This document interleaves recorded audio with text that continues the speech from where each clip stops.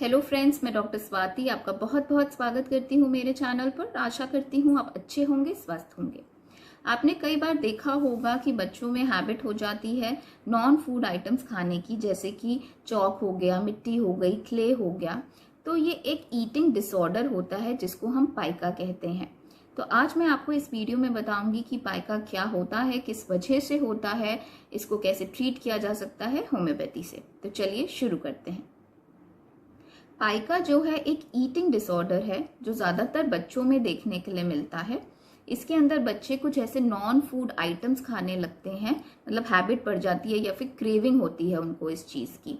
जैसे कि क्या नॉन फूड आइटम्स हो गए, चॉक हो गया, आपका मड हो गया, क्ले हो गया, जो दीवारों से ये प्लास्टर झड़ता है वो हो गया, जो चिपकाने वाली ग्लू या फेविकॉल होती है वो खाने की हैबिट हो जाती है, आइस क्यूब्स खाने की आदत हो जाती है, डर्ट खाने की, हेयर खाने की। तो ऐसे कुछ नॉन फूड आइटम्स हैं जो बच्चों को क्रेविंग होती है और वो उनको पाइका की कंडीशन देखी जा सकती है। ये ज्यादातर छोटे बच्चों में दिखता है, आपको 4 से 5 साल तक के बच्चों में दिखेगा। कई बार ये टेम्परेरी भी होता है, खुद ठीक हो जाता है, लेकिन इसका ट्रीटमेंट भी कराना पड़ता है कई बार। दूसरा, अगर किसी में मेंटल डिसेबिलिटीज हैं उस पर्सन में आपको देखने के लिए मिल जाएगी, शिज़ोफ्रेनिया की कंडीशंस में देखने के लिए मिल जाएगी पाइका की दिक्कत, और ऑब्सेसिव कंपल्सिव डिसऑर्डर्स में भी देखने के लिए मिल जाएगी पाइका की कंडीशन। अब इसके कॉजेस क्या क्या हैं? इसके कॉजेस बेसिकली देखा गया है, बच्चे को अगर न्यूट्रिशनल डेफिशिएंसी है, स्पेशली आयरन की, अगर बच्चा अनीमिक है तो उसमें पाइका की कंडीशन दिखती है। फिर अगर जिंक की भी कमी है तो उसमें भी कई बार पाइका की कंडीशन दिखती है, लेकिन स्पेशली अगर अनीमिक है, आयरन डेफिशिएंसी है या फिर अंडरनरिश्ड है बच्चा।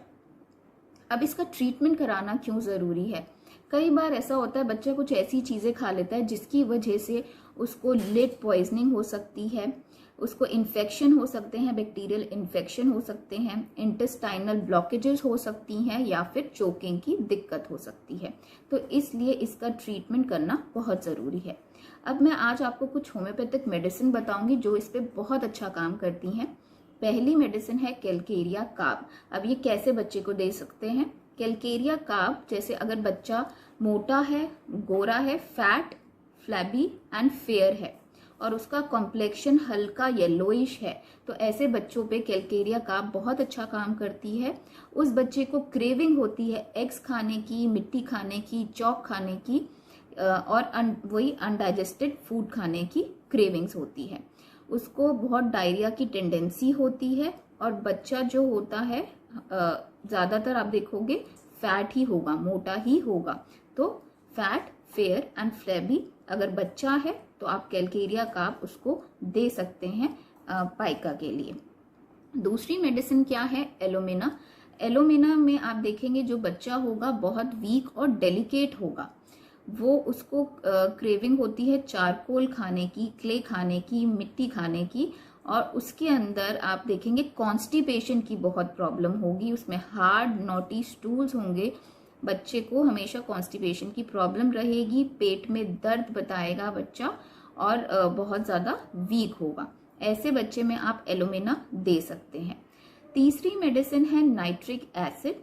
नाइट्रिक एसिड का जो पर्सन होता है या बच्चा होता है बहुत चिड़चिड़ा होता है, हेड स्ट्रांग होता है, जिद्दी होता है, और उसका कॉम्प्लेक्शन थोड़ा डार्क कॉम्प्लेक्शन होगा, उसको ब्लिसर या फिर अल्सर की, मुंह में अल्सर की प्रॉब्लम दिख सकती है, भूख बहुत ज्यादा लगती है, और उसको जो क्रेविंग होती है बेसिकली पेपर खाने की, कागज खाने की, मिट्टी खाने की और चॉक खाने की होती है। तो ऐसी कंडीशन में नाइट्रिक एसिड बहुत अच्छा काम करती है।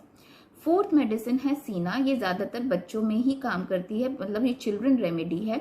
इसके अंदर बच्चा बहुत इरिटेबल होगा, बिल्कुल नहीं चाहेगा कोई उसको छुए या टच करे, टच करते ही बहुत मतलब चिड़चिड़ा होने लगता है, बदतमीज बच्चा होता है थोड़ा सा, अपने दांत ग्राइंडिंग टीथ, मतलब दांत ऐसे कटकटाता सा रहता है। और इसके अंदर आपको बच्चे में कीड़े, जैसे पेट में हम बोलते हैं कीड़े हो गए हैं, वो कंडीशन भी दिख सकती है। उसको क्रेविंग होती है स्वीट्स की, बहुत ज्यादा वो मीठा खाता है, और उसको जैसे अभी थोड़ा खाया उसके बाद थोड़ी देर में फिर से भूख लग जाती है। तो ऐसे बच्चों में आप सीना मेडिसिन दे सकते हैं, बहुत अच्छा काम करेगी। अगली मेडिसिन है प्लम्बम मेटालिकम।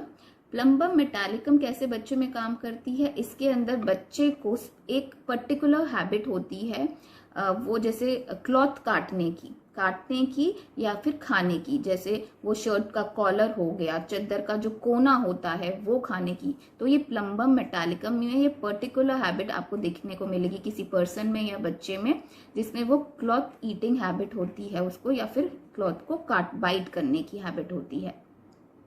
इसके अंदर आपको कॉन्स्टिपेशन भी दिखेगी, जिसके अंदर हार्ड लंपी स्टूल्स होंगे और पेट में बहुत ज़्यादा दर्द होगा। तो ऐसी कंडीशन में आप प्लम्बम मेटालिकम दे सकते हैं। लास्ट मेडिसिन है, बहुत अच्छी मेडिसिन है, उसका नाम है एंटीमोनियम क्रूडम। ये एक्सीलेंट रेमेडी है पाइका के लिए। इसके अंदर रॉ फूड कच्चा खाना या कच्ची सब्जियां खाने की हैबिट होती है, क्रेविंग होती है, इसमें भूख बहुत कम लगती है, और उसको पिकल्स खाने की, मतलब पिकल्स या एसिडिक चीज़ जो होती है वो खाने की हैबिट होती है, ब्रेड खाने की हैबिट होती है, लेकिन इसको वो टॉलरेट भी नहीं कर पाता है और टेंडेंसी होती है फैट मतलब मोटे होने की। तो एंटीमोनियम क्रूडम ऐसे लोगों में बहुत ही अच्छा काम करती है। बच्चा इसके अंदर या जो पर्सन जिसको आप दे रहे हैं वो इरिटेबल होता है बहुत ज़्यादा, उसको ऐसा लगता है उसकी तरफ कोई देखे भी ना और उसको कोई छुए भी ना। तो ऐसे कॉन्स्टिट्यूशन वाले आप पर्सन को या बच्चों को एंटीमोनियम क्रूडम दे सकते हैं पाइका के लिए। तो ये कुछ मेडिसिन्स थी जो पाइका पे बहुत अच्छा काम करती हैं। अगर आपके बच्चे को ऐसी कोई प्रॉब्लम है तो आप ये मेडिसिन ज़रूर दें, और इससे रिलेटेड कोई भी क्वेश्चंस हो आप मुझसे पूछ सकते हैं।